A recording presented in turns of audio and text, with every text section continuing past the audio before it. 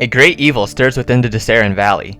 Here lie many terrible cults, attempting to bring the Princess of Elemental Evil into the material plane. Hopefully you can put an end to their schemes before a true disaster can occur. Princes of the Apocalypse is an adventure that runs you through the Dessarin Valley, battling through elemental cultists. This is Dungeons & Dragons 5th edition's version of Temple of Elemental Evil, and we will walk through the story that occurs in Princes of the Apocalypse. Your adventure begins in the town of Redlark. Located in the wild Dessarin Valley, Redlark is a town found on the Long Road. It is a few miles north of Waterdeep, and a popular stop for travelers heading to and from the northern region. Interacting with the townsfolk, you learn that a delegation band from the city of Mirabar recently went missing. They were passing through the city of Beliard from Westbridge and headed south from that location. Near there is the Sambar Hills, where there has been sightings of 4 new graves on top of a hill. Additionally, a traveling merchant has made his way to a gathering of druids, bringing kegs of beer marked with strange symbols. If you talk to the owner of the wagon repair shop, he will gladly point you in the direction of the gathering druids. Lastly, the local shopkeeper tells you of a shady merchant in Womford that has been selling beautiful books written in Dwarvish. Certainly something to keep of note. You travel to these locations to gather more information on these leads. You make your way to the city of Beliard to investigate the city and find out what happened to the Mirabar delegates. At the local inn, the patrons within tell you that they heard the delegates were moving south from the Dessarin Road to a location called the Summit Hill. The server of the local inn tells you that a strange monk wearing a golden mask has been watching them and set out a few days before the delegates had. Off in the corner of the tavern is a cattle drover who tells that warriors riding vultures in the sky turned south to follow the delegates. The chief of the town tells you that the vultures has been spotted in an area known as Feathergale Spire. Perhaps there you can learn of the delegates' pursuers. Firstly, you need to make sure the delegates at the Summit Hall are okay. On the way to the Summit Hall, you find evidence of a rough battle between 2 parties. Broken arrows and carts litter the area. Here you find a golden mask left from the battle. On a hill nearby are 4 graves. 2 of the graves contain the bodies wearing a symbol denoting the city of Mirabar. The remaining 2 bodies are decorated in strange robes similar to that of a cultist. You press on, for the fate of the delegates grow more grim by the second. Once arriving in the town of Summit Hall, you find knights belonging to the Order of the Gauntlet. Their leader, Ushian Stormbanner, tells you that the delegates from Mirabar never showed up. Her knights have searched the surrounding area and could not find them. When showing Ushian the golden mask, she tells you that it is worn by the monks of the Sacred Stone Order. She doesn't know much about them, but tells you that they have taken over a haunted keep located in the Sacred Stone Monastery. Ushian provides you the directions to the monastery and wishes you luck on your investigation. When traveling to Womford to investigate the shady merchant, you are directed to a boat containing a strange marking on it. On board the ship is a genasi.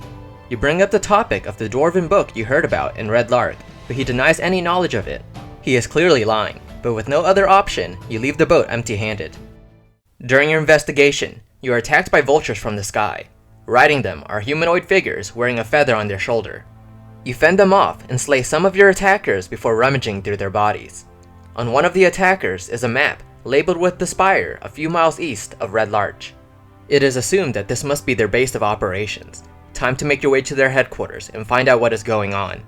When reaching the spire, you see a large tower of rock piercing through the bright blue sky.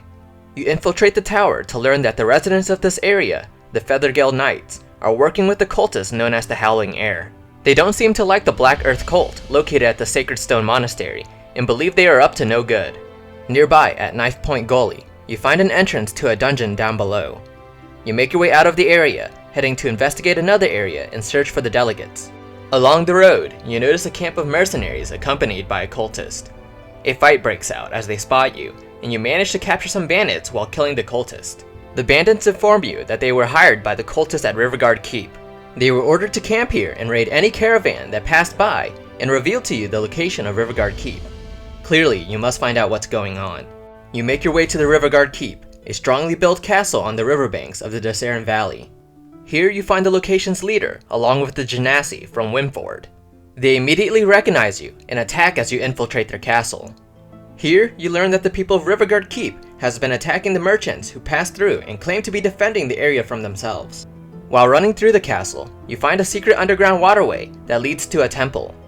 Barely managing to escape the fortress, you leave the area still trying to figure out what happened to those delegates. You travel to your next location of the Sacred Stone Monastery. Hidden deep within the Sambar Hills lies a building carved from sandstone. The cults of the Black Earth that reside within aren't so welcoming to outsiders. When infiltrating the monastery, you find text that describes a figure named the Prophet of Earth. He was drawn to a place named the Fane of the Eye by powerful visions. There, he found something known as an Iron Fang of Earth power that allowed him to establish the Temple of Black Earth, which exists below the monastery. Additionally, you find a caged dwarf from Mirabar. He tells you that the Black Earth cult attacked the Mirabar delegates and captured them. They were transported through the Dessarin River by pirates who received the dwarf's books as payment. The Black Earth cultists and delegates were attacked near Sunbur Hills by bandits on vultures but prevailed through the attack. Lastly, they made it here as the Black Earth's captives. You take note of this and attempt to free as many prisoners as you can and set forth onto the last location. You travel to the location of the Druids, known as the Scarlet Moon Hall. You find a foggy haze covering some ruins. In front of the ruins are some Druids gathering around a bonfire. You explore the area to find the Druids are celebrating the arrival of a fire cultist by the name of Elazar. Around the ruins, a secret tunnel is spotted that leads deep underground into a temple. Having snooped around too much, the cultists reveal themselves as the Cult of the Eternal Flame and begin to attack you. You find Elazar and defeat him, leaving the burning camp behind you. After exploring all the locations containing cultists, you learn that the Feathergale Spire, Rivergard Keep, Sacred Stone Monastery, and Scarlet Moon Hall each hold an entrance to a temple down below the earth. You decide it is time to begin your journey into the temples, starting with the Feathergale Spire. When arriving to Feathergale Spire, you head east to Knife Point Gully, where there is a tunnel leading deep into the underground temple of the Howling Air.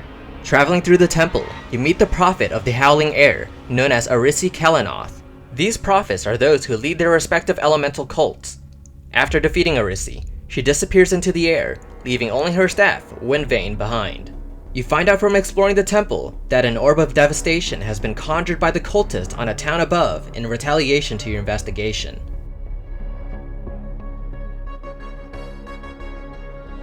You trek your way to the remaining 3 temples below the earth. At each temple, you disperse the remaining cultists of their respective element, but are unable to find any more prophets with them. Within each of the temples, a stairwell can be found leading deeper underground. You decide to rest up before making your descent. During your sleep, you are visited with visions of devastating elemental orbs rolling over towns and villages alike. Nothing is left in their path, and it seems like the cults are causing quite a calamity at this point. You awake from the horrid dreams. Exiting the temple, you visit these towns, and all that is left are ruins. Coming back into the temple, you trek further down the stairs to investigate further. Descending further down into the staircases, you land on an area known as the Fane of the Eye. Traversing the tunnels, you encounter an altar of elemental evil, known as the Temple of the Elder Elemental Eye. Here you meet the Prophet of the Crushing Waves, Gar Shatterkeel. Gar seems to be aware of your invasion, and is praying to the altar for aid. A battle commences, and you clash with the Prophet along with his cultist.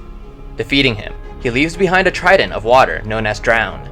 Finding more staircases, you descend further, where you find elemental nodes that contain a portal into an elemental plane. You clear out the air and water nodes without much interruption by hurling Windvane, the weapon of the Howling Air, and Drown, the weapon of the Crushing Waves, into their respective portals. Arriving at the Earth node, you come face to face with the Prophet of the Black Earth, a Medusa named Marlos Ernrail. He's facing the portal, chanting strange incantations before he finally notices you. Engaging the Prophet, Marlos taunts you by trying to bait you into looking into his eyes to petrify you. You barely manage to defeat him before he finishes his ritual and tosses his war pick, Iron Fang, into the portal. You collapse the Earth node and defeat the Black Earth threat. Lastly, you make your way to the Elemental Fire node, but it is too late. Vanifer, the Prophet of the Eternal Flame, finishes his ritual and calls upon the power hiding behind the portal. A great flame strikes a nearby elemental, transforming it to the Prince of Evil Fire, Emix. You conclude that the other cultists have been attempting to bring their respective Prince of Elemental Evil through these portals as well. You engage the elemental threats and defeat Vanifer. Grabbing her magical dagger, Tinderstrike, you launch it into the elemental node of fire. Emix screams and roars as he's pulled back into the portal, leaving the material plane. You have saved the world from the threat of the Elemental Prince, and hopefully, these portals will never open again. Hello everybody! I hope you enjoyed the story of the Princess of the Apocalypse. If you did, I'd appreciate a like and subscribe. Thanks!